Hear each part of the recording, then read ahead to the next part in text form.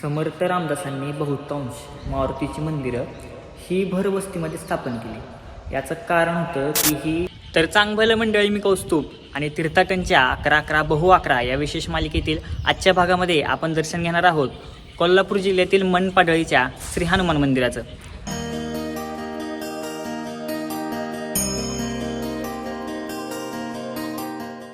शिराळ्याचं दर्शन घेऊन आता आपण चाललोय मनपाडळीला. शिराळ्याहून कापरी मार्गे मनपाडळीला जात असताना सांगली जिल्ह्यामध्ये डोंगरवाडी नावाचं गाव आहे. या गावामध्ये हनुमंतरायाचं एक जागृत देवस्थान आहे. जर तुम्ही शिराळ्याहून कापरी मार्गे मनपाडळीला जात असाल तर वाटेतील या डोंगरवाडीच्या हनुमंतरायाचं दर्शन घ्यायला विसरू नका. मंडळी, हा जो रस्ता आहे तो जुन्या पारगावातून येतो आणि हा डायरेक्ट मनपाडळी गावात जातो. आणि इथं आपल्याला हे हनुमानाचं मंदिर दिसतंय, मनपाडळीचं हनुमान मंदिर. जर तुम्ही जुन्या पारगावावरून येत असाल तर तुम्हाला थेट रस्ता मनपाडळीला येऊन सोडू शकतो.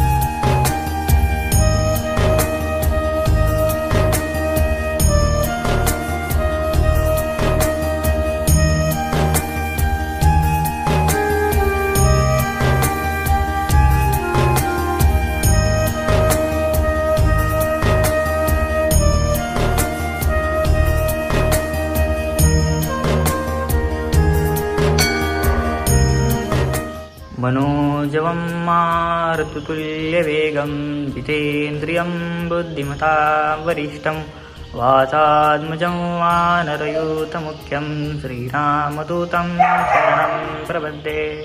कोल्हापूर जिल्ह्यामध्ये 11 मारुतीपैकी 2 मारुती आहेत. समर्थ रामदास स्वामींनी शके 1573 म्हणजेच इसवी सन 1651 साली या ठिकाणी श्री हनुमंतरायाची स्थापना केली आणि ही मूर्ती चपेटदान मारुती स्वरूपात आहे.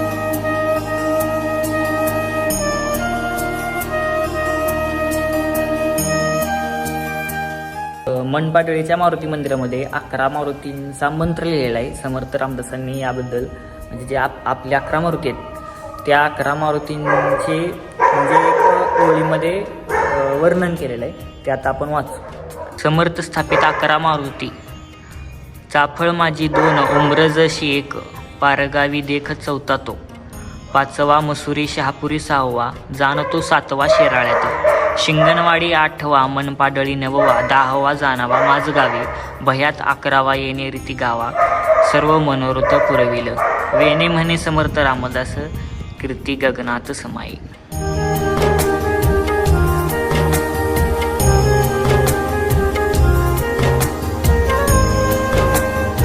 आणि इथं हनुमंतरायाचे दूत सगळीकडे आहेत. मनपाडळी गावामध्ये भर लोकवस्तीमध्ये एका ओढ्याच्या किनारी हे साधं पण सुंदर असं मारुतीरायाचं मंदिर आहे. जर तुम्हाला मनपाडळीला यायचं असेल तर आपला सातारा कोल्हापूर महामार्गावर आंबक फाटा आहे, तिथून तुम्ही आंबक गावामध्ये या. आंबक गावातून मनपाडळी 2 ते 3 किलोमीटर अंतरावर आहे. गावात आल्यानंतर ग्रामस्थांना विचारून तुम्ही या ठिकाणी या, कारण गावामध्ये आणखी एक मारुतीरायाचं मंदिर आहे. त्यामुळं नवीन येणारी लोक हे फसतात आणि त्या गावातील मारुतीचं दर्शन घेऊन निघून जातात.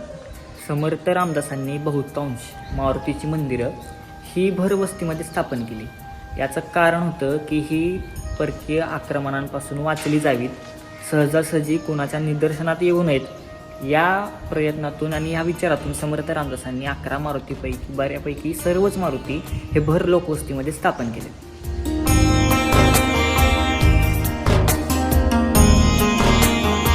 तुम्हाला हा व्हिडिओ कसा वाटला आम्हाला नक्की कळवा आणि आपल्या तीर्थाटन चॅनलला सबस्क्राईब करा. तुर्तास तरी इथेच थांबूया, पुन्हा भेटूया अशा नवीन दिवस. तोपर्यंत जय जय रघुवीर समर्थ.